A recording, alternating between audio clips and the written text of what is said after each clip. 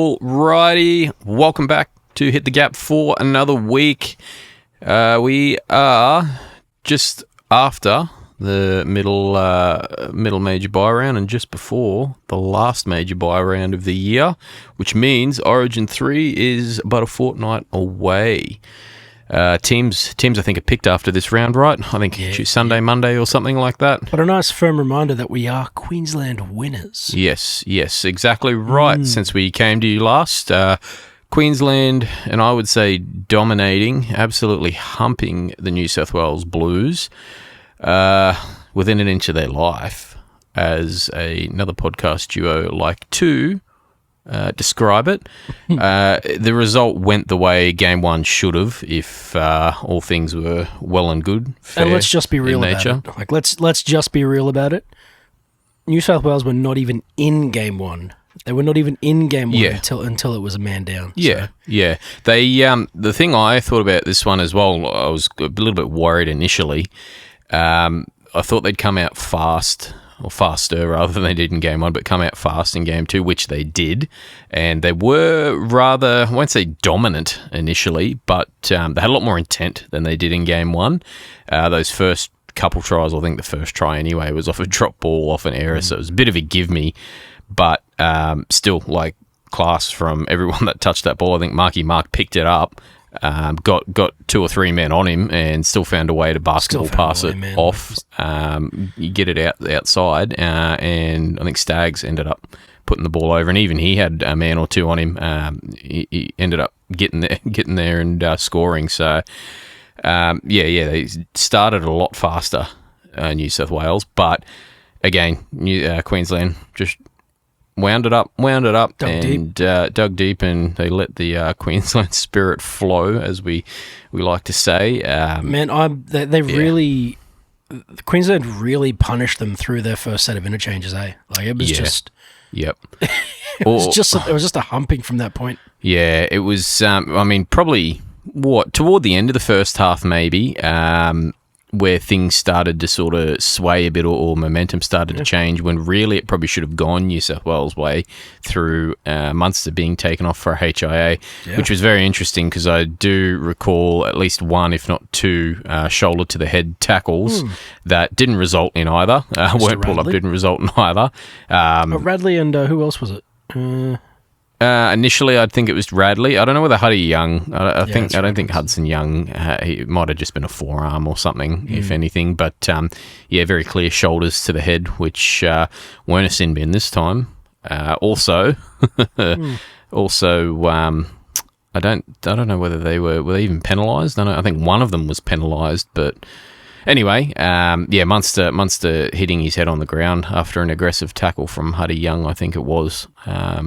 Hit him after he passed the ball or flicked the ball away, and his head just hit the ground or something. So pretty innocuous, but the independent doctor saw fit to pull him off for a HIA, which saw him out for the remainder of the first half, which I think Loz was licking his lips at a bit, and he thought, great, they're going to use an interchange and they're going to have to bring Reece Walsh in here, put him at fullback or maybe at 6 or something like that.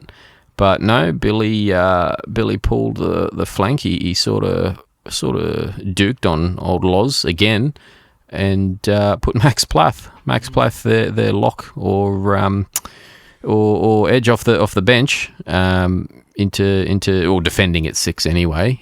He's so dynamic. He is, and we saw that. We saw that in this game. With passes, taking people on, holding the ball up, playing like a half almost, really, which I'm pretty sure when he came through, he did come through and play as a 6 anyway. A little bit of half and hooker and stuff like that. But, put him there to defend.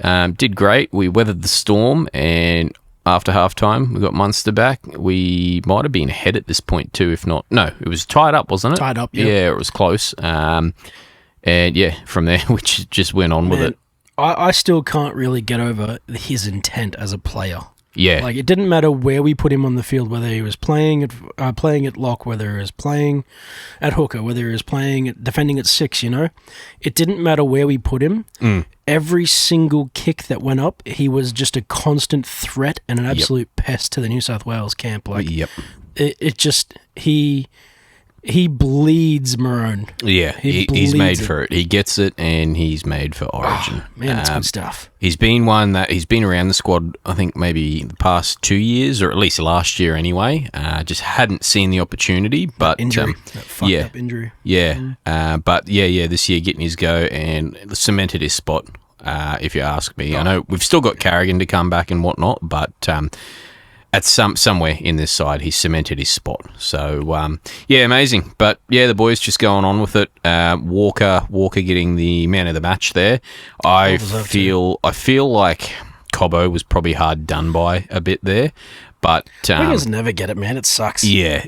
I mean, I feel like you could probably get 4 tries and you'd still get shafted. Yeah. And the only thing I think possibly it might have been just a couple defensive lapses here and there, but anyone when he got the ball and he ran, he caught the ball off a kick or whatever, anyone that took him on, he sat him on their ass almost, I think 90% of the time. Yeah, it really, like, I feel like a lot of people have also said this too, probably, but I feel like when I was watching the game, I would have like flashbacks to Greg Inglis. Yeah, like, you did say that a few times. Actually. Literal GI spec. Yeah. Yep. Anyone, he was asking, he was telling them, if you want to go, step up. And anyone that tried to take him on got bumped. Yeah. I think Cleary got sat down a few times. Cleary got sat down 3 times. Yeah, he got over it. He got over getting clowned and having his ankles broke, or getting sat down by Cobbo. So, it was a very good effort from the boys. Just carried on and much like what I think the scoreline probably would have ended up like,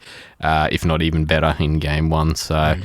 as a lot of salty, sad New South Wales fans were saying, I mean, the ones that were vocal after that one, because a lot of them disappeared. A lot of them went away real quick. Which was funny, but a lot of them said they need their game 3, which, don't know, it doesn't make sense because a lot of the officiating went the way in New South Wales, I thought. They got away with a fair bit of stuff and got a few calls go their way, but nothing as bad as game 1, obviously. Oh, the Lindsay Collins one pissed me off. When he...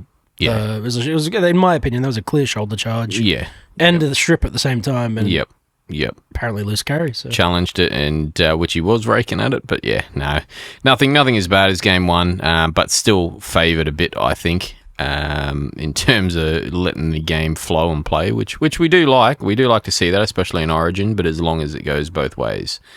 Game 3 at Suncorp will be heaving, will be huge. We've not got a great record as of late tying up deciders at Suncorp, which gives New South Wales a bit of hope and probably makes the game a bit more exciting for the fans. But I don't know, if we play anything like we have in the first 2 games, and Loz picks his team and manages it like he has in the first 2 games, I don't know what they're going to do. I don't know what they can do. I don't think. Yeah, and I mean, part of the thing as well, I'd probably say, is they need to go back to Homole, that's for sure. Yeah, a lot of... I do think you're right, yeah. I even think maybe we scrap Mitch Moses and go for Ethan Strange. I think is 6, like a permanent 6. Yeah, that really... I mean, last night's game, which we'll probably touch on in a minute, but something really stood out to me was it's almost as if... The way he was managed in that game, he got brought off towards the end. It's almost as if he got brought off to not potentially injure him or to look after him a bit, whether it be, something the Eels have requested or whether he's thinking for game 3 for managing him. But it's like, if you're having to do that, is he the man for the job? Is he fit enough for starters if you're worried about him re-injuring it? Because they made this mistake with JT. Yeah, exactly, and it virtually ended his career. Yeah, or you know what I mean. That was the straw that broke the camel's back in terms of shoulder injuries. So, I think clubs are doing all they can to keep their marquee players alive. Yeah, really. And the Eels need to, and they need desperately, especially since they got rid of Gutho. Yeah, so. That's their man now. But you're right. I mean, I don't like it from a perspective of. Not pick and stick, but you probably need your best man there. But I agree with you. I don't know whether Moses is the best man. I just there. don't think he is. Yeah. No. Whether it even be something like a possible Luai combination. They've tried that before, hasn't been successful though.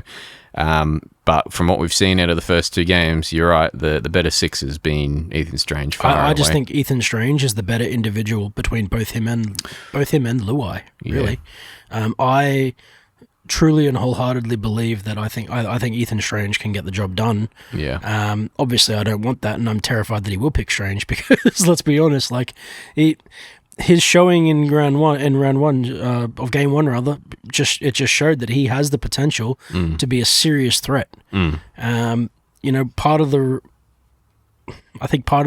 reason that they got away with so much towards the end there was because of Strange. Yeah. I think you don't have Strange and you have Mitch Moses instead. I'm not really 100% sure if you even get the same result if you get the win. Yeah. Especially if you played like you played last night, that's for sure. Yep. Yeah, that's exactly right. But not too long. A couple more sleeps, and we will see teams for this year picked, for Game 3 for this year picked. And I'm sure if Loz does Loz, he's with his coaching masterclass, he picks someone random instead of Hamole. I honestly, I think we'll probably see the return of Liam Martin. I think we probably need to see the return of Liam. They need to see the return of Liam Martin. Damien Cook to send off. Damien Cook in same position. That's exactly right. One last send-off. Anyway, we will quickly jump on and try and blast through last round's games. A lot of games here. This was a minor bye round, so... We only missed a couple games, one or two, but Friday's games, Knights versus Dragons here. Now, Knights narrowly scraping away with the win here, 22 points to 20. This one was... This was way closer than it needed to be, man. You're right. Yep. I don't know what it is. Knights at home it's like they hate their fans. That's opposite of the Sharks, right? Yeah, it's the opposite. Yeah. Like, man...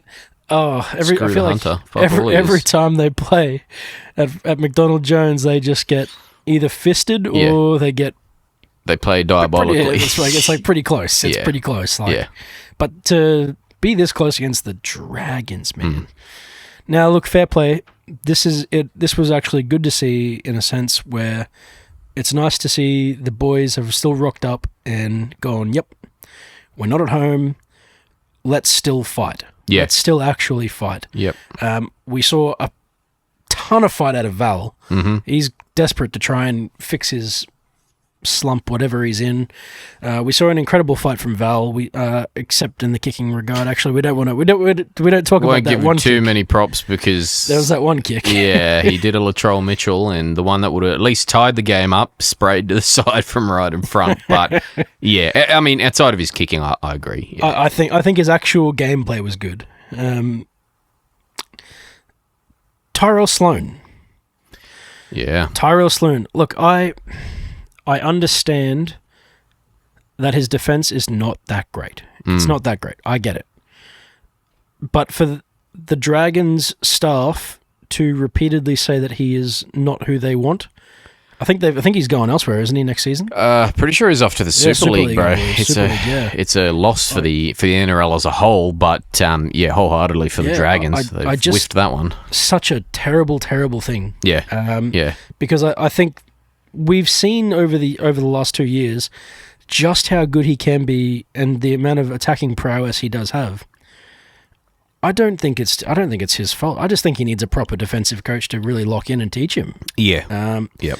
I think if he had that, or if he was given to a club that had that, he wouldn't have the issues he has now, and we wouldn't see him leaving and going to the Super League. Yeah.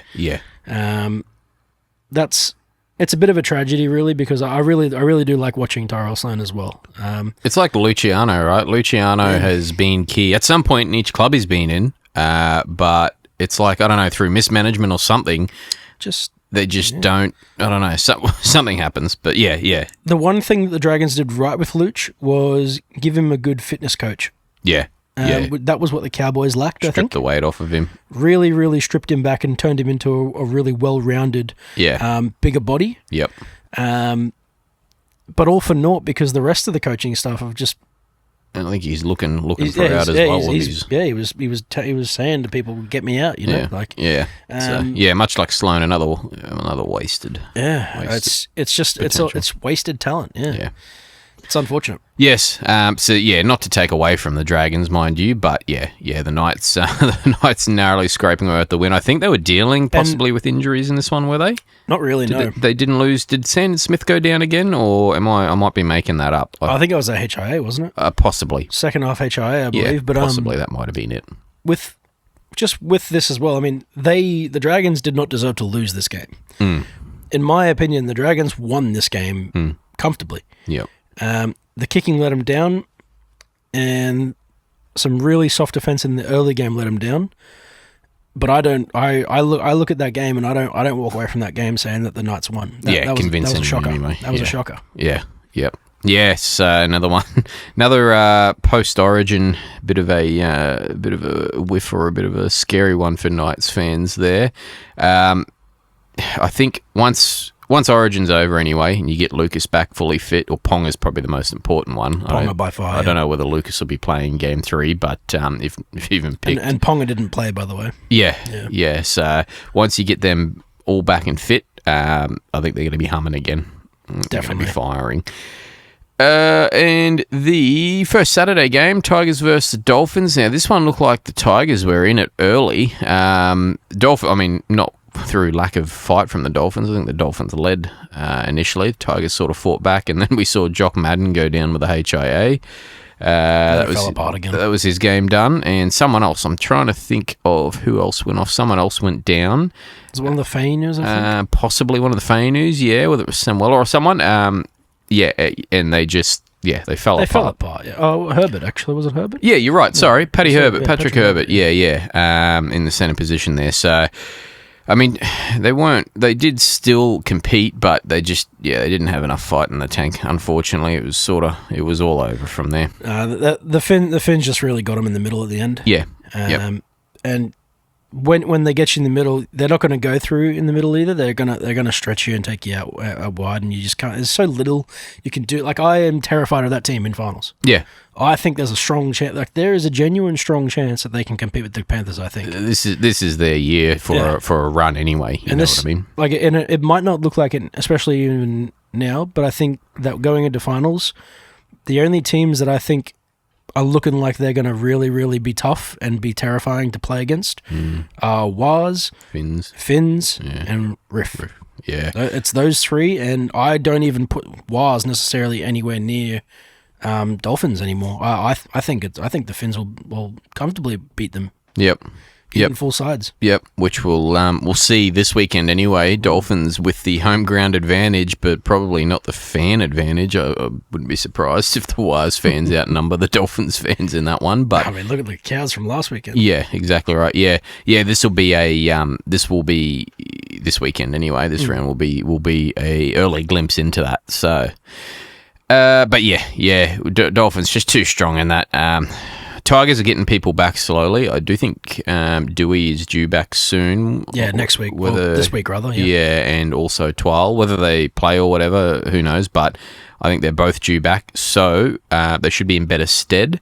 Try and claw back that form. No pun intended, but claw back that form from early season when they had everyone there. But I just think they really need Dewey to keep leading the show. Yeah, I agree. If once Dewey's back there, Luai back to six, just run the ball. Can just be that dickhead that jinks and throws netball, basketball passes, and that's it. Keep everyone on their toes. But when he has to actually do stuff and be organise, it's not on. Yeah, it doesn't play out the same, unfortunately. It's never on, unfortunately. Yeah. It's just unfortunate for him because, shit, man, he's so much potential too. Yeah, yep.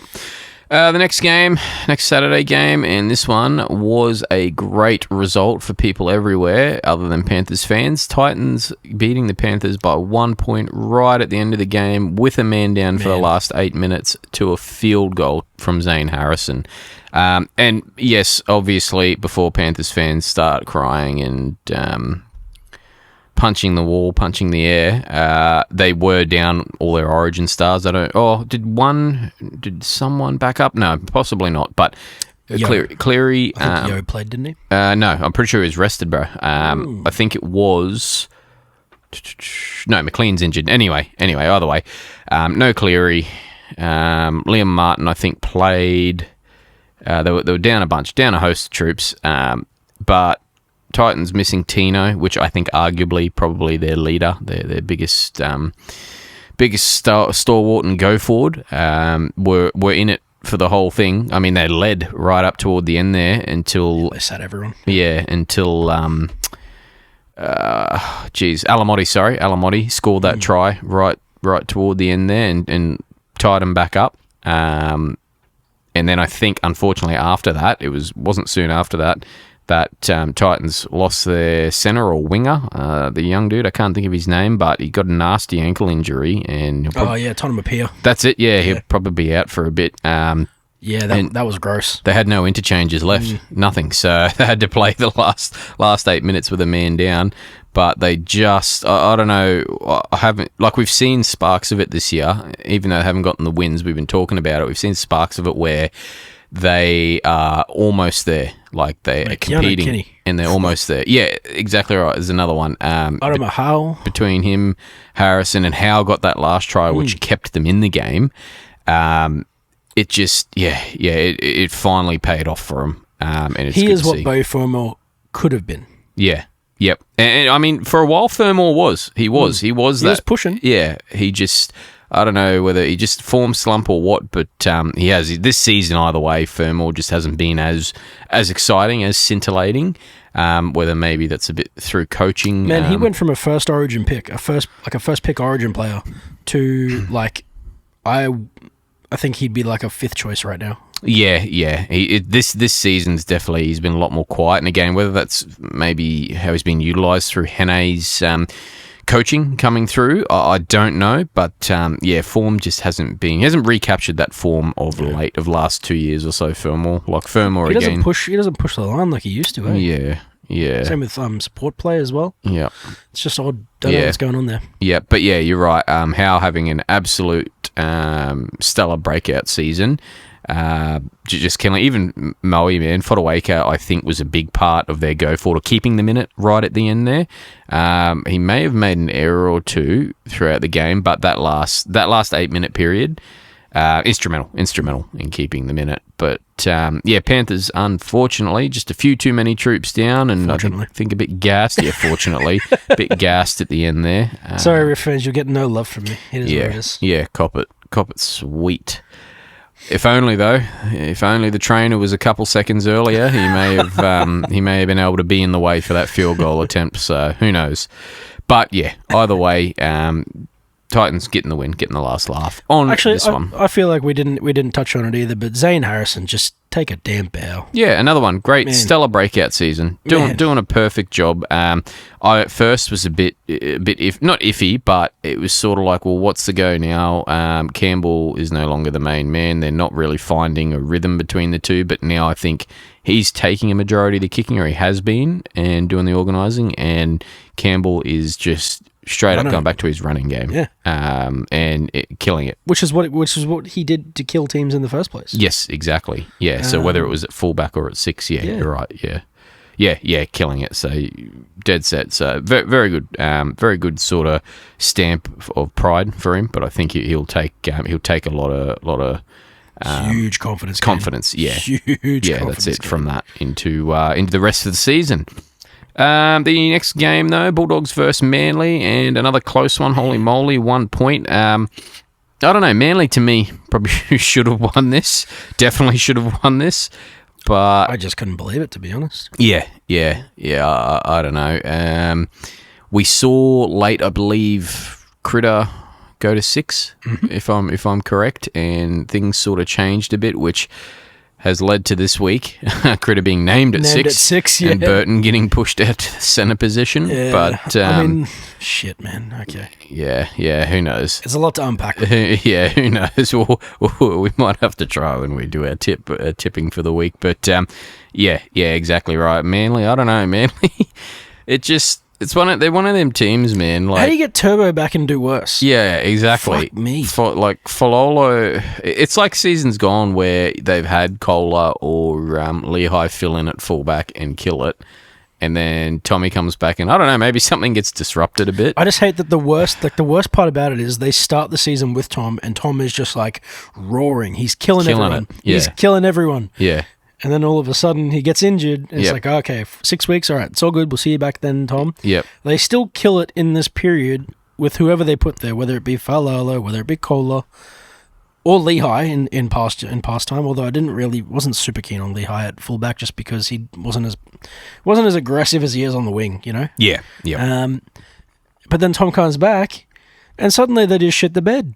I don't know what's wrong with what's. Yeah, Fosball takes a quick break. They have to have a break and reassess. I think. I don't know. Someone explain football to me, please. I'm begging. Yeah, I don't know. And this was a weird one because it almost seemed like the cards or the chips were in Manly's favour to win. I haven't seen. I haven't seen half of these guys have as much of a go as they did. In a while anyway, like competing, it just Garrick I think actually ended up getting an injury. Did he end up going off? We'll have a quick squiz, or he's missing he is missing some time after this one, but I don't 10 minutes. As well as Wakeham getting a ankle injury or something in that one as well, but I don't know, man. I think Brooks, I haven't seen him compete or be on as fire as he was with his running game in this one. I think he nearly scored a try, or he ran away anyway. Yeah, he ran away with one. I haven't seen him compete. It looked like everything was set for Manly to dominate, and they just didn't. Somewhere in Sydney, the Hello Sport boys were jerking off about how great Manly are, and put a curse on them, I think, honestly. But... the boys just, unfortunately, dudded by the Dogs. And whether this is the turnaround for the Dogs, the Dogs have been atrocious the last 2 months, but they've somehow been managing to win just enough to keep them in contention. So if they can, hey, who knows? The Critter to 6 might change their season. Who knows? But I mean, look, I actually do. No, we'll talk about it when we get to it. Yeah, it's too much. Goddamn Cameron Ciraldo, man. Yeah. It's a gift that keeps on giving. Yeah. Gus never pressured him, never even considered pressuring him into making this change, by the way. It's Sunday's games anyway. We'll have a quick look at here. The other Sunday games, the Warriors versus the Cowboys. And holy moly, I didn't even get to watch all of this one, but... It's probably for the best. But yeah. Very, from what I did see, very disjointed at times. I think... In terms of the Cowboys' defense being average, it was very shades of our down periods. You know, wingers jamming and whatnot. Chans scored, 4 tries? Yep. All in the same spot. And how? It was kind of rough to watch too because, look, Burns, I'm not going to put the blame on him fully. It really wasn't Burns' fault. His defense, any other time, man. Like he's a hard man. He will hit and he'll take tough carries, but just lapses. I don't know, right? Who was it who was on his outside? Because that was is what I thought played poorly. Centre wise, yeah, I can't remember who it was. Was it Laybutt that ended up? Because they ended up, Laybutt. Yeah, it was Laybutt. Ended up putting Purdue into 6, obviously, so they could fit that whole team on the park. Yeah, was it Laybutt? I'm actually thinking it was it was Tom Chester here actually. Unless they switch sides, I don't know. It must be Laybutt because Laybutt was just getting done in repeatedly. Yep. Just repeatedly. He fell for the same bait every time, which obviously forces Burns to jam in. Mm-hmm. It's like those years ago where people got angry at Kyle, you know? Yeah, for jamming in. But it's not his fault. He had Vallejo on his inside just being a fuckwit. Yeah, You know? Making it hard. Yeah. It was just... man. Yeah, I felt bad for Burns in that regard. There was definitely at least one of those tries where I was like, man, what are you doing? Yeah. But most of those tries were as a result of him being forced to push in. He had no other option. Yep. So, yep. This was a tough one to watch. But, you know, as if you're a Cowboys fan, it's always going to be a tough one to watch. So, yeah. You take the highs with the lows. There was one in particular where I was sort of just like, man... Where was it? I know the one Wise fans like to say cry more about, despite being the sookiest Pompey. team in the league, but was the... Adam Pompey. yeah, I think, was it Pompey or Tuapiki contested the ball? Contested the ball and Yep. then offloaded to Pompey. Yep. Yeah. So it came off Tuapiki's hands, straight into... Was it Drinkwater? Drinkwater. Yep, which any day ever gets pulled up by the on-field ref or a touchy. Never mind, not a touchy because they don't do pull up anything. But yeah, pulled up as a knock-on, very clear. And I even saw a bit of copium from Waz fans asking or arguing that you can't definitively say it travelled forward, even though he was facing his Doesn't matter. try line. It touched his fingers and moved forward into the opposition player. But anyway, the play, it got reviewed, I believe, did it not? Or Yeah. It got looked at and got called all good. So, Yep. yeah. Even if that try didn't get scored, hey, we still get beat at this scoreline. But I think, what was it, 8 or 10 minutes to go or something with 10 points difference? That's pretty fucking huge. Like, in terms of momentum and stuff like that, it can sway a game, can turn a game massively. I just think for me it was Tuapiki's try. Tuapiki's try was just very soft. Yeah, disappointing. But that was when I think we just sort of gave up. We do what we normally do when things become out of reach. And we sort of shit happens, boys. Yeah. Look to next week. I will say though, as well, not to shit on the Waz because they did have a very decent game. I think Tamari Martin. They have been blessed, kissed on the dick this year or this past 2 seasons with losing a gun 7, having someone fill in, and probably do just as well as who they're filling in for. Yeah. Tamari Martin, a guy who's sort of been a jack of all trades over the years and never locked down a full-time spot for a long extended period of time, has come in for Tanner Boyd and has kept Metcalf out of the side. And I don't think it's directly from the fact that Metcalf is leaving at the end of the year. I feel like if he does bad, they will probably bring Metcalf in because they want that finals run and they want to compete for that first premiership. Obviously, they need to put their best man there, but Tamara's just been. I think it's too late for that. I think they'll keep Tamara the entire time now. Well, if he has, something happens, I mean injury obviously, but if he has some really bad form slump, I'll be very shocked because they're stopped. Metcalf hasn't been playing cup. They've been keeping him there ready, but. Yeah, I just think each game he's done, and it's not like actually have they had him on extended bench? Yeah, they've had him last week and the week prior. I don't think he played lower grade games, but I think Tamare has. It's not the case of just doing enough to keep the spot, but he's done it and he's done it well. Maybe he's being kept there as a result of we've lost 3 halves. What happened? It's not exactly unrealistic to see. To see a half go down again by the definition of odds, I guess. So. Possibly, yeah, exactly right. But his form either way for the team, he's doing the job and he's doing it well. So killing it. Yeah, why don't fix what's not broken, you know? Agreed. But yeah, down the wires. And the last couple Sunday games, Melbourne Storm versus Raiders. Holy moly, Faders. Faders didn't even need to fade this one. Yeah, I don't think they even lit up. Right? There was nothing to write home about on this one. Yep. I think it was just wingers that scored, wasn't it? Was it just wingers? I can't remember. Let's have a quick look. Warbrick, Lasardi going back over. Munster, Warbrick, Leo, Falogo, and Talau. Yeah. Okay, so outside backs. It didn't look too bad at the start, actually. Yeah, outside backs galore. But once they got a couple on toward the end there, they just laid them on, and faders did their fading. So man, Cameron Munster. Yeah.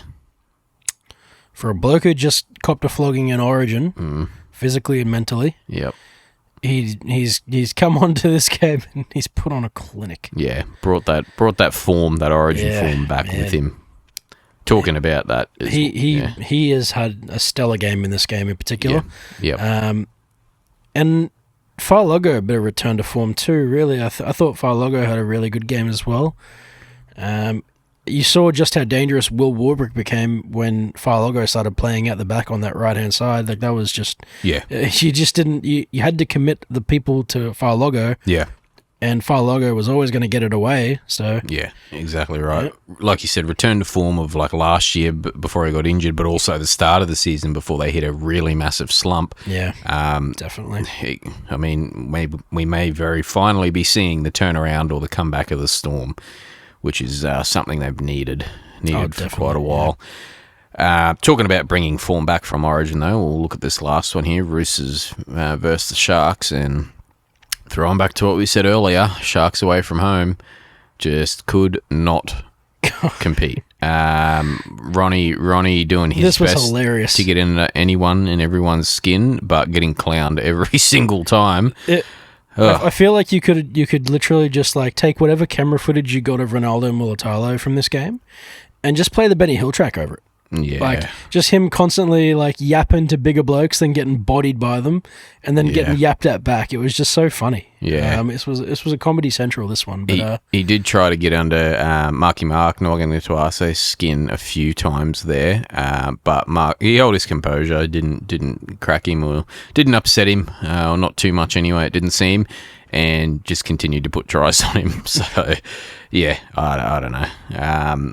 Sharks, I don't know what to say, man. I mean, Hines was back, and I think I said it toward the end. I was like, thank God they got Hines back. They're known Iceman, so he can clutch the the hinge moment. But I don't know. They just didn't. I mean, the echoes of Sharks fans lately has been pretty much, keep Hines out and just keep Peru on. But yeah, tough one for Sharks fans, just as we see every season. Sharks away from Shark Park, or whatever the hell they call it. Yeah, not to say the Roosters were a team that they should have or definitely would have beaten, but just, I don't know. I thought it would be a lot closer. Yeah. Straight up, I thought it would be much closer than that. Didn't seem in it as they should have been. That's round 16, though. We will have a quick look at round 17. Now, obviously, this is on Friday, so we've had our Thursday night game this week with our full round of games. Eels and the Rabbitohs up against each other last night there. We touched on it earlier. Mitch Moses he just doesn't seem right to me, but whether it's injury or something, form is just not there. There's just something seriously wrong, I think. Like, he's not sliding like he used to. Yeah. His turn is like normally he's pretty good at reading the defense. That's the thing. He's normally very good at reading defense. And he just wasn't making the correct decisions. So maybe he just wasn't having a good night. Who knows? Either way, if that's your Origin audition, I'm going to lock in Strange, bruh. Yeah. Sorry, bruh. Yeah. They didn't lose just because of Moses, mind you, but being their main man or their organiser, the guy that's meant to sort of get them somewhere, kick them into form, I don't know. I mean, don't get me wrong. I think he was doing all the right things. I think his outside men were letting him down a fair bit. Yeah, true. Volkman, I normally give him a fair bit of praise. I think Volkman had a pretty bad game. His mistakes and error count. Yep. And unfortunately, some of the things he was doing were sort of telltales of you haven't played much first grade, have you, buddy? Couple, like us, the biggest one I saw was when he jumped out of dummy half. Well, there was a forward pass where it looked like they could have made something, and he just threw it forward. Yeah, he the shape of his body. I mean, I think Cronk was actually breaking it down pretty well. He's like, okay. This is how you can tell he's new to halfback in first grade. You know, yeah, he's run at an angle where there's no possible way you can turn to your inside man and pass him that ball. You are committing to an outside man play. Yeah. Passing it inside will always make a forward pass. Which it did. As a result, and it wasn't even like a flat or line ball that drifted. It was he knew before he left his hands. He knew what was happening. It's telltale of a novice. That's all it is. Yeah. Learning experience, I guess. I mean, look at the one with dummy half. You know, he was marking up at dummy half, jumped out when he wasn't square. He wasn't even close to square. Didn't set himself at all. It's just real novice stuff. Yeah. Yeah. I think the other thing as well was Jack Williams. Normally, Jack Williams gets a lot of praise from me as well. Man, too many drop ball. Yeah. I mean, Can't give away cheap possession like that. They'll make lot. You pay. And he's one where, like, he's like a bread and butter sort of player in fantasy, mind you, and it doesn't always translate. You could be a really good on-field player and not be a massive fantasy player, but he's one where he'll get you, just for argument's sake, get you 50 points, which is pretty solid. Every week you can rely on it, but this one, I think he ended up on 40 or 40-something, but just like you said, errors, drop balls, turnover, cheap turnover, stuff like that. And the thing is, if he didn't have all those drop balls and the errors from the 6 agains and shit like that he gave away, he would have had like 60, 70 this week. Probably, it's right, through effort alone and stuff like that, but just cheap turnover. And it's just little things like that let the Eels down, I think, last night, so that's what it is. And for what it's worth, I had the Bunnies. Yeah, same. This one I didn't know, but I didn't think the Eels were gonna turn up. After what I saw from Origin, I didn't know whether Moses would be fit enough or would be in the contest, but I didn't expect it to be as bad as it was for him, unfortunately. Yeah, and let's also just be honest. This is probably the best spine we've seen South Sydney have for a long time. Yes, exactly right. Walker. Doing Walker. I think he got 2 tries, and Ashton Ward absolutely killing it.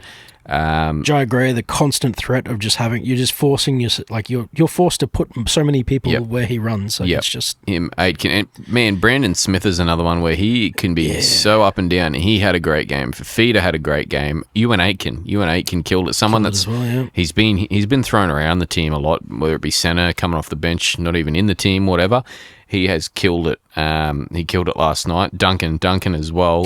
He had a monstrous game. Pretty sure Duncan played centre in this one, did he not? Yep, sure did. And usually he's a bit more quiet. He doesn't see the ball as much, but absolutely killed it. So, Bunnies finally, I think, finding a good formula with their second year. Is it under Wayne? If they fix the forward issue, they're good. Yeah, they're starting to string some stuff together.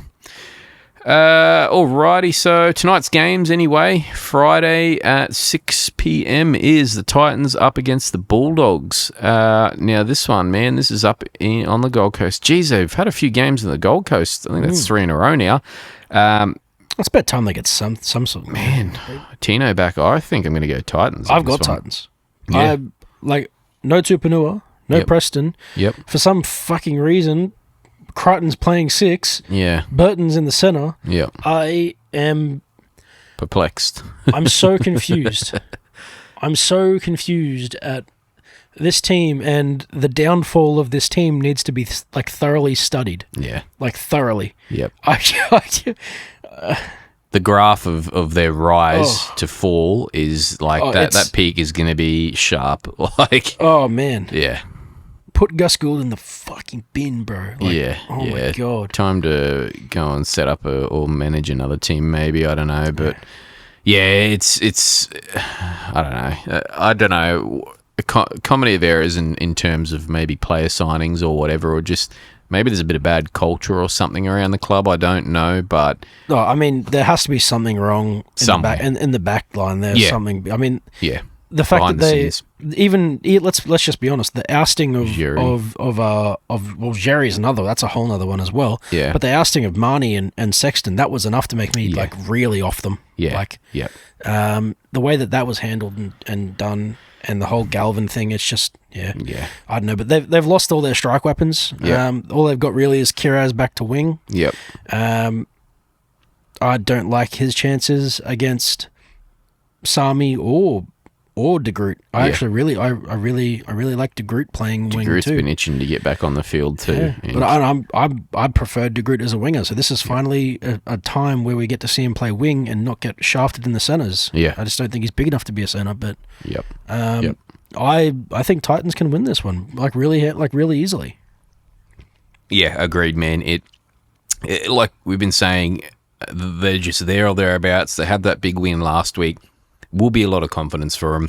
I think they're going to bring that confidence in this game and really take charge. Another one at home. Tino back, and like you said, Tupanua out for a while. Preston's he's edging. He's nearly back. He's edging next week, I thought. Chuch, but next week. Next week, I think he might have been extended squad this week, so he's in and around it. But I think next week he's supposed to be back. So, yeah, just don't know if they've got it in them. I mean, who's their short ball option now? Is it short ball to Salmon? Yeah, or it will be. Or Curran, short ball Curran. Curran can't hold a ball to save his life at times like that. So, who knows? Second game tonight, though. Well, no surprise there. Broncos at Suncorp. Late game on a Friday up against the Roosters. Geez, this would be a good one, but it's Roosters for me every day of the week. I just can't. After last week, yeah. I can't bring myself to tip the Broncos. I can't. Yeah. I know they've got people back. I know that things are going to look a little bit more fluid than they did last week. But now with no Reno, yeah. Duffy has done very well for being thrust into definitely into what he has been, but I don't know him and Hunt, like the him and Hunt combo. Sorry, we haven't seen it this year yet. No, not at all. I don't know how they're going to go. I don't know whether he really does well at 6, Duffy. You know what I mean? He's got to be the 7. He's got to be the man with someone like Walters maybe at 6 or something like that, I think, to get the most out of him. Which is what I think will be a really, really strong combination next year when it's back. Yeah, but, yeah, exactly. I am not really... I mean, we saw it briefly at Cowboys, I think, for one game. Yep. The other 2 he played 7, I think, I'm pretty sure. Yeah, he did. He played 7 pretty much. It might have just been 1 or 2, and then he got injured, I think, that he played at 6. Yeah. But, either way. His running game is not that great. Yeah. Good kicker of the ball and decent organiser. Great organiser. But, yeah. Great planner. Yep. Great options. kicker. Yep. Running game, I don't know. But you can't have Dozer run. Yeah. Yeah, exactly right. I mean, he's one leg injury away from it falling off. He's just as bad as Reno at this point. But yeah, they're just, and look, they could pull out a miracle and do it. But it is crazy that these guys can get that age, and Cody Walker can still not get in like leg injuries. Yeah. And still play 6 in effectively. Yeah. So big props to Cody for that. But either way, he's not a Bronco. Yeah. It just made me wonder a little bit. But I don't think the Broncos can compete. Yeah. I really don't. Not at all. And they've got everyone back. Roosters got everyone back. No one's being rested. It's a full squad. Yeah. I think you're going to see Teddy's playing for his Origin jersey. Yeah, actually he is, isn't technically the audition. Mm-hmm. I think you're going to see quite a few tries out of Marky Mark. Yeah, again. Because he's against Karapani, who's back fresh, isn't he? I think. Should be. It's Karapani he's up against. Yep. So, I mean, man, yeah, it's against Karapani. Yeah. Yeah, I think you're gonna see a clinic from Mark here. Yep. I really do. I think they're gonna really bully those edges. Doesn't matter which way they go, but I think you'll see him go Mark's way. So. Cock domination on Friday night at Suncorp. Tomorrow's games, though, Dolphins up against the Warriors. We touched on it earlier. This one again at Suncorp. I mean, this will be a finals match. I'm telling you now. Yeah, very big preview into what we may very well see. And the contest, well, it's second and third on the ladder going up against each other, but may see later in the year in terms of their what they've got to offer. The thing about this game right now, though, in this time period, is Waz have injuries where Finns don't. Yeah, Katoa back, JMK back, Plath back, Hemiso back, everyone back in Cobbo. black. Cobbo back, yeah, and Waz just dealing with a couple. Asako is against Chance, I believe. So we'll probably see Asako have a bit of a field day here. Same with Bostock. I think Asako and Bostock will probably look to bully Chance a bit. Yeah. Cobbo, I think will have a little bit of a harder time against Dallin in this game. Yeah, possibly. But either way, I think the one big thing that stands out to me in this game is the midfield. Yeah, the middle is what I'm looking at here, dude. The middle is what's going to dictate this game, and quite frankly, I think the Finns are going to stand up to that pretty comfortably. Kulikäfu's going to have a killer game. He only got, I think, 8 to 10 minutes in Origin, but he is going to absolutely kill it. He's going to be against Clark, right? I think he's going to mark up against Clark. I want to say Aaron Clark. No, you'll have. Actually, Cooley will be up against Laban. Sorry. Laban. But through the middle, it's a lot stronger, a lot fresher. Barney, we know how good he can be, but well, Frank Molo's back too. Yeah. They've got literally everyone back. This is Ford. a crazy Ford for me, man. Ford's just that's. I know Ford as well. That's a huge loss for the Wars. He's just been there, man, in the middle. When Clark can do it, Clark can do a job. So can Barney, and Fisher Harris as well, even though he's not in at the moment. But Ford's been there, man, all year. He's been that man in the middle. He's been one of the better Fords. Again, no pun intended. One of the better Fords. Normally, I would look at a Warriors team. And say, look, even with injuries, they will still win. Yeah. I can't say that in this game. Yeah, not as confident, eh? No way. Yep. So I think I'll probably be... Yeah, I'll be tipping Dolphins. I've got Fins. I think they're going to be outnumbered in terms of fans throughout Brisbane, wholeheartedly. But I think they're going to make that stadium very quiet. Yeah, and I think you're right. There might be a few tears shed. Was tears out, but I'll go Dolphins in that one as well. Second game tomorrow, Cowboys versus the Panthers. This one is for big JT Jason Tamalolo's 300th game, becoming the obviously he's already the most capped Cowboys player, but becoming the first ever Cowboys player to play 300 games. Reach 300, yeah. And a middle nonetheless, a position notoriously known for flogging out the players that play there. Not someone who's ever taken a backwards step or had soft years, I should say. I know he's had his criticisms over the years and not being as good as, his earlier years, 2016, so on and so forth. But for someone that changed the game the way he did, and he did change the game in terms of how he played, the fact he's still going and still has more in him, you know what I mean? He's still got more games in him is astounding. Credit to JT there. I think personally for me, he's surpassed JT in terms of how many games he's played, but just in terms of something for the club, like a standout player for the club, he's probably, I would comfortably say, the greatest Cowboy at this point. He just. And I'm going to echo that sentiment by saying how many people are better at something that requires physical capabilities. Yeah. At the age they are now than they were 10 years prior. Yeah, true. I think you're taking the piss if you say you're better now. We've seen, and it's taken a while, mind you, to take a couple of years, but he's finally being utilised in a way where he benefits the most at his age and all that, where he is. His form's been on fire the last year, probably year and a bit. It's like we're seeing that JT of old, if not better, like you just said, just through the way he's utilised and stuff like that, and probably also the way he's been managed outside the game as well. I think the training has been a lot more, cardio heavy, but also a lot more around looking after his knees and looking after his ankles. And that clearly the fruits of your labour, it has clearly paid off dividends for this year and a year and a bit, I'd say. Those issues, what was it, 2-3 years ago, where we were seeing him drop off and not play games, and everyone was worried. It's like you just said, it's finally bearing fruit. Yeah, definitely coming to fruition. But that said, up against the Panthers with a full squad. With a couple players making their Origin. Off a loss, a narrow loss, and a couple players making a statement or claim for an Origin jersey. Could not be harder. Could not be. And we'll put the cherry on the top by saying it's a JT milestone game. Yeah. The only thing that could make this worse is if it was a Panthers home game at the Panthers home ground. And you're exactly right. I don't think we've won a milestone game this year.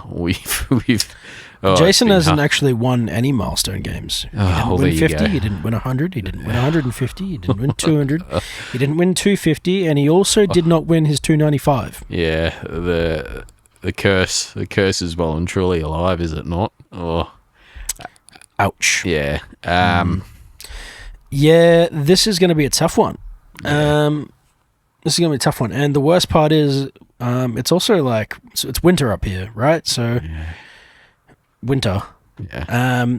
Suits the Panthers. So it's not as uncomfortable to come up here this time of year and play us. Yeah. We're not going to be making you sweat within fucking 5 minutes. So, it's going to be a tough one for the boys. I will tip Panthers. Just because I need to tip the Panthers, otherwise I'm like it is truly cursed at the moment with tipping. I think I'm like 10 behind, so I need to actually play smart. You need to only be 9 behind. I need to play with my head, not my heart, and it's going to be a tough one. This one, for the boys, unfortunately. So yeah, it is. It is going to be rough. I agree. And yeah, it's almost everything. Any stat you could pull out is against them in this one. Truly awful. There's something about that though that I love, and I'm tipping the Cowboys. A bit of bias, obviously, but there is something in this, and I'm pretty confident JT is going to get a try, and maybe even possibly Thomas McKaylee. I don't know what it is. Hey, call it the sports entertainment side of the NRL that we're seeing as of late, but yeah, I don't know what it is. It might even be a 1-point win, but God, I don't know. I can't not tip them. There's just too much. There's too much narrative about it. There's too much not to tip them. The other thing is as well is that I feel like this year when we've had like just ridiculous, obscene odds. Yeah. Yeah, it's not even just a Cowboys thing. Yeah. But when there's been like a ridiculously obscene odds game, I mean, take that look, we'll use the Cowboys and Roosters game as that one. Yeah. Yeah. Man, I think Roosters were paying like $5 or something like that. Yeah. It was unreal. Yeah. No one gave us a hope in hell. Yep. I think we were the only two people who tipped them. Yeah. As well. Yep. Everyone in our comp dogged them. Yep. And they did it. Look what happened. They put on the best defensive effort I've ever seen them put on. Yeah. Period. Yeah. Yeah, probably. One of the best. And we haven't seen it since. Haven't seen it since. But still, yeah, I agree.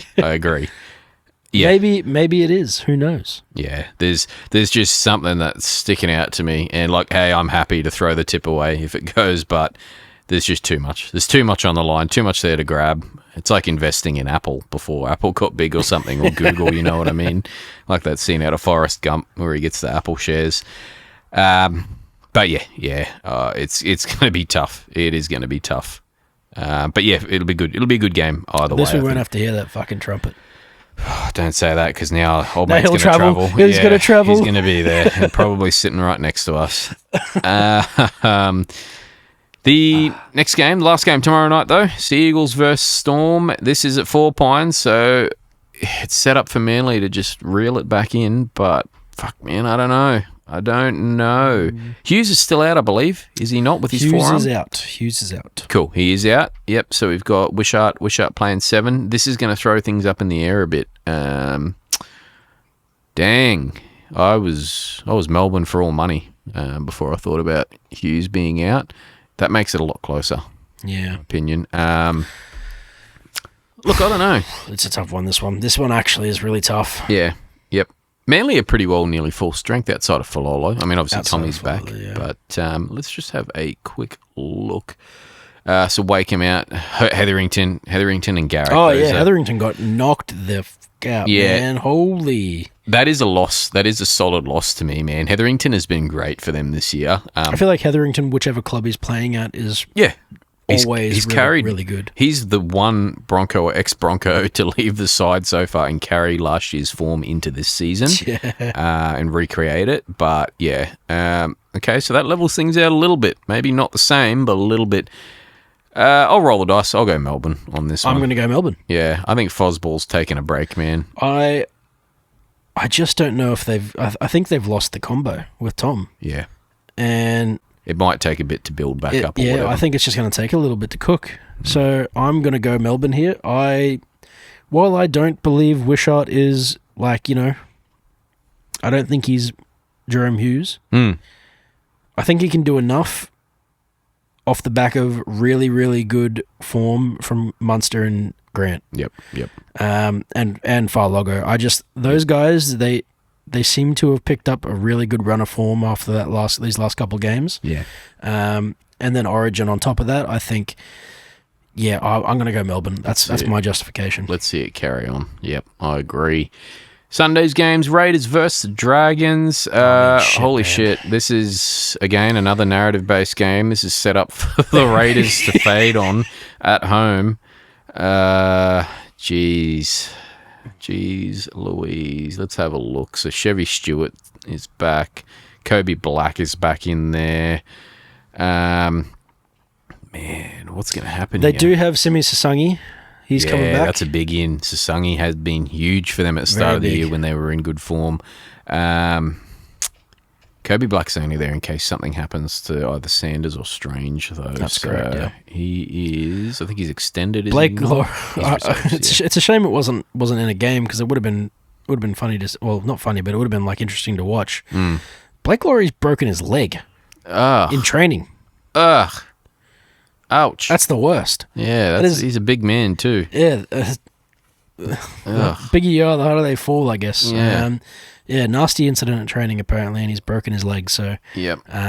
Who's coming in there for him? I think we'll get Jaime Sele maybe. Yeah, possibly. You're right. Let's have a quick look at the bench. Emre Gula, Josh Kurlich, and Halungu. Oh, maybe not. He is starting by the look of that. Then Sele. No, maybe not. I think he's maybe extended. Is he reserves? Oh, no, reserves. Yeah. You're right. In the reserves. Yeah, extended bench. So does that mean Pacifica Tonga? No. This is a Jacob Halangahu. Halangahu. I don't know. What does he play?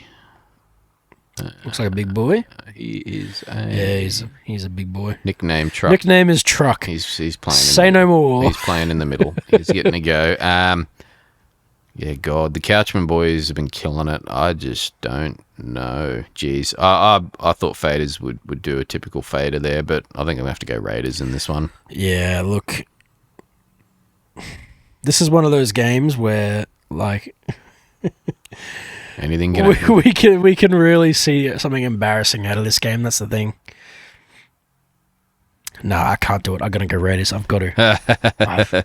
I've got to go Raiders. I want Rick Noble. I do. I want to see it. I want to see him fob off. We haven't had a proper Rick Noble for so long, bro. Yeah, he was so close the other week when they didn't score a point. I want to. When he was like, questions. I want to see him. I want to see him fob off journos for 2 minutes straight and then walk out. But and cop a $50,000 fine. Yeah. But I think he'll. I think the boys will sort of. I think they'll be wanting to win after this. Big Horse will get them there. Tarpanay will have a better game, I think. So, especially after they put 3 tries on in 20 minutes and then just died. Yeah. Just died. Yep. So, I would have to say that surely the Raiders can win this game. This should be a free game. That's a bit rude to say, but it should be a free game. Unreal if the Dragons win. Yeah, unreal. Good on them. Scenes. It will be cinema. Deserved. Cinema if they win. Yep. Last game of the round though, Knights versus the Tigers. Speaking of the Knights, shout out to old Russ Energy here. Yes. This one, it heavily depends to me on who comes in at the end. If Twal stays in this side, he's in. Twal and Dewey are in. They are named. Yep. Cool. And Dewey is named in the 7 and 6 Luai as well. Yep. Providing they stay in, it does stay that way. They don't drop out or whatever. That's tough though. Who are we looking at here? So Lucas is back, obviously. Gamble's the only one to drop out. Geez, it's pretty well a full strength Knights team. Knights versus full strength Tigers, pretty much. Yeah, this is going to be a good game. Holy, I'm not even sure here. Man, it's Knights home game, so that's the only thing that could throw it. That's the only thing that could go against them here, man. But they've got Ponga and Lucas back in too. Yeah, huge, very huge for them. That left edge is just going to be like nightmare if they can. Oh, jeez. I'm scared of not re-injury from Dewey or Twal, but maybe just a quiet game from them coming back. Conservative. Conservative or something. Twal's injury supposedly isn't meant to be too worrisome moving forward. Hopefully it won't Dewey's affect him too much. Though. But Dewey being Dewey, that's exactly right. That's the issue for me. I'm scared that his shoulder might just explode. I'm worried about his knee as well, bro. Yeah. Yeah. He has exploding knees. Both of his knees have exploded before. So Knights. I think Knights. I'm going Knights. Tigers very well could turn As their much as I season around want here, to, I want to tip the Tigers, man. I do, but I can't. Yeah, I agree. Yeah, I think. Can't. Yeah, I think we'll see the Knights get the win in this one. Turn around. They lost a narrow win last week, but they cop a hiding after last week, so surely. Yeah, surely. Yeah, I think Knights will do this one. That will be it for NRL this week, though. I reckon we will quickly jump on to your try of the week. What did you have? Look, there was a few really good ones this week. We could look at Aramahau. We could look at any of Chan's Nickel Clockstad's. Can't believe he can play that good as a winger. Anyway, man. Anyway, and he hasn't played wing for so long. Yeah, forever. Literal for an eon. Yeah. But this week it will go to Marky Mark. I mean, he dragged 4 blokes with he caught a ball with one hand from a bit of a shocking pass, really. I can't remember who passed it to him, but he caught a shocking pass with one hand, juggled it, kept it, and then took on 4 blokes and beat them all and still scored.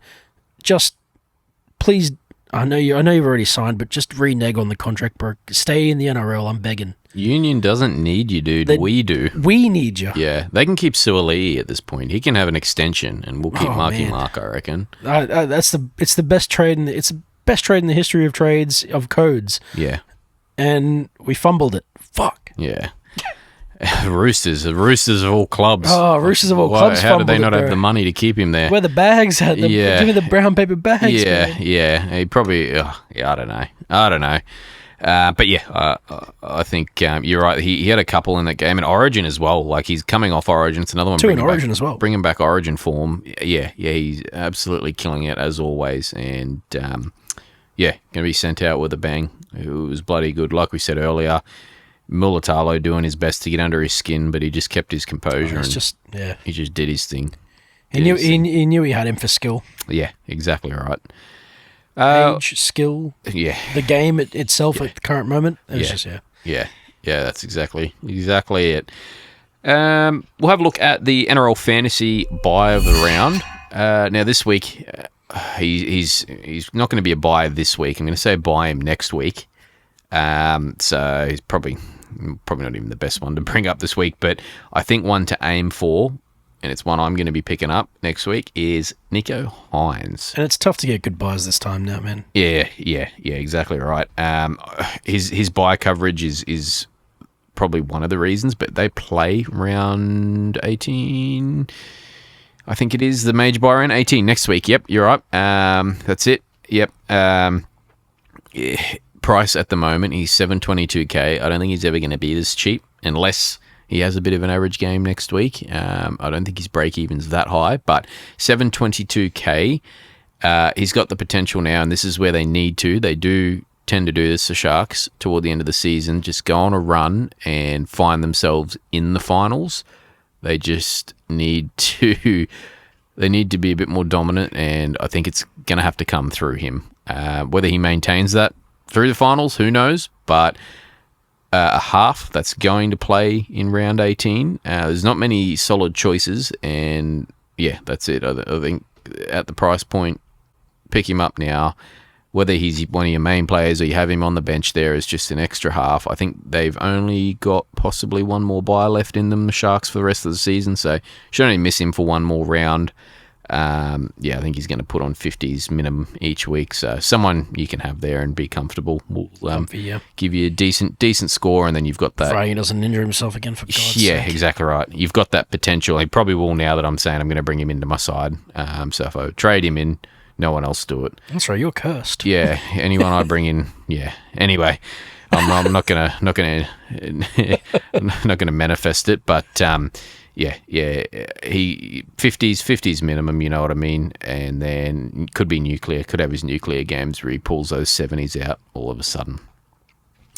As for news around the league, I think, there's been a few signing things going on the last couple of weeks, but big ones for the Broncos with Ben Hunt signing on for one more year. He's trying to be the oldest player in the league. He's taken on DCE for the oldest current player in the league.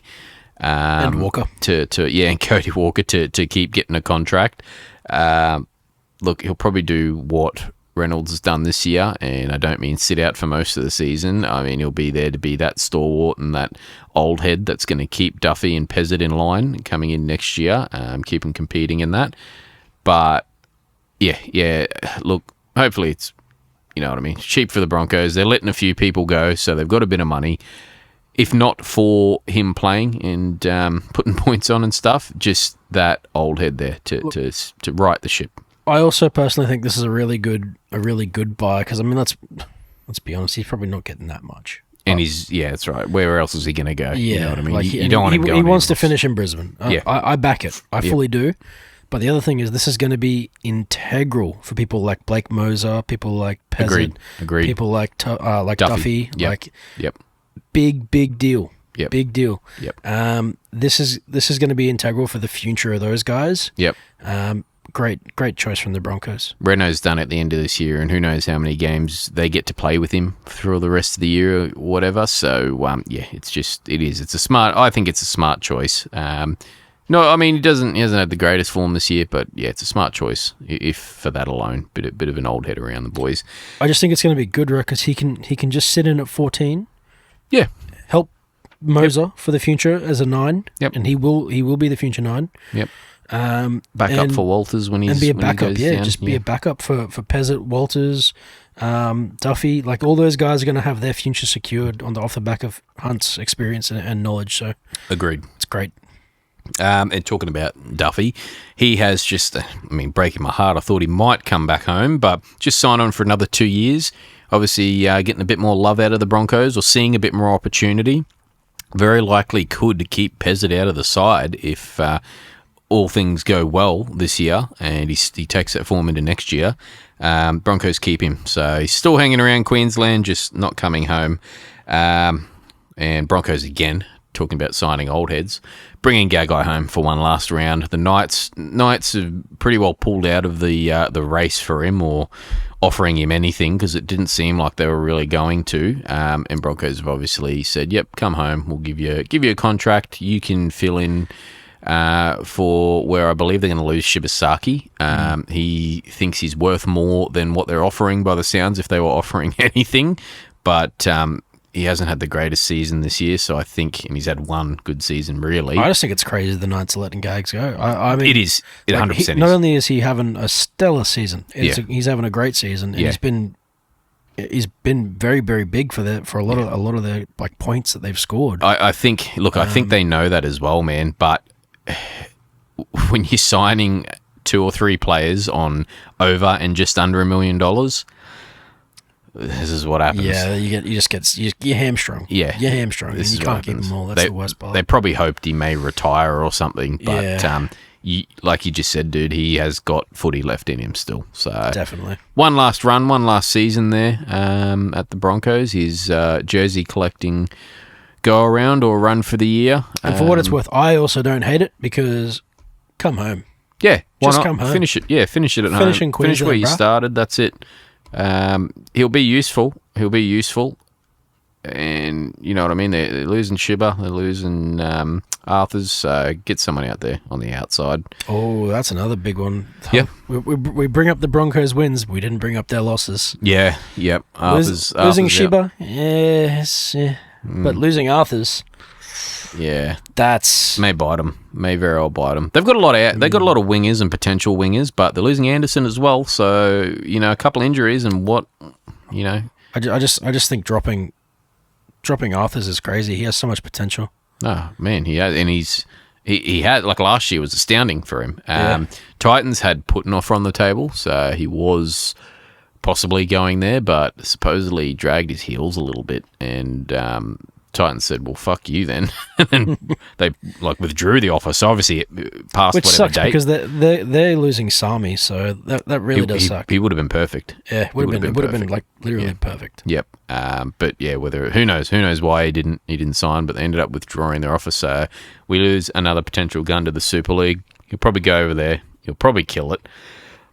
and probably come back older and wiser, and sign for the fucking Roosters or something. And it sort of like is tend to be what happens now, right? Like, Yeah. I mean, you go over, you pump them Yep. really, really easily. You get a bit of confidence, and you come home and you do well. that. Yeah, exactly. Finish your career, a few years, get some good money. Yeah, yep. Talk about Super League though. The big one is Felt leaving St. Helens. He's had what one season, 2 seasons there. He's played a lot of games. I think they've got a longer season than we do, but he's played a lot of games for him and he's been great. And I don't know, a bit homesick maybe. Who knows? He's looking to come back to the NRL though. I don't know. Look, he could be like a Gagai signing. Probably, I don't know how the Cowboys are going to fit him in and what he's going to do because I don't think you can put him back on in a starting role anymore. Well, yeah, look, if how you we've set up, I think if he does come back, let's be honest, it's probably going to be a timeout situation. Yeah, he'll be 18th man. Exactly just right. 18th He's gonna have to man. be 18th man for the for the remainder of his contract. Yeah. And we have seen it. We've seen injury in that, but yeah, he's not.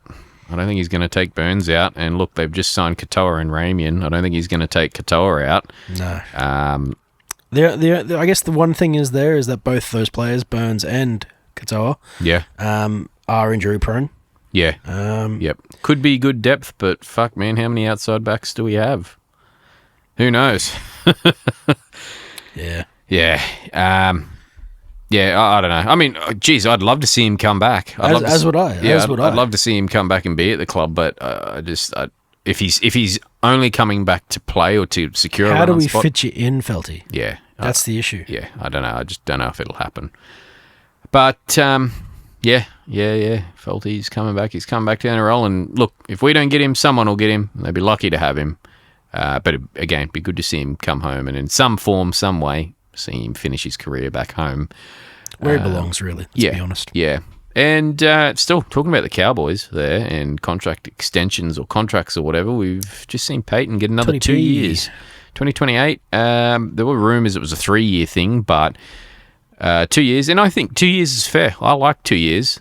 I do like that because it's not that too long of a period. I think if it was a 3-year or anything longer contract, there would probably have to be some sort of stipulations with it where, after year 1 or year 2, if you're haven't done this or haven't performed in this, then we reserve the right to boot your ass out or something. And I mean, that's why I said I think I would have preferred to see a 1-year contract, but it's like you said as well when I mentioned it, a 1-year contracts just never work out. It's just too iffy because it's like, what's the point, Never works out for coaches. And you may as well halfway through the season as a club, which we see happen all the time, just, all right, they've lost the first 5 or 6, boot them. Get rid of them now. It's only a 1-year contract anyway. Bold.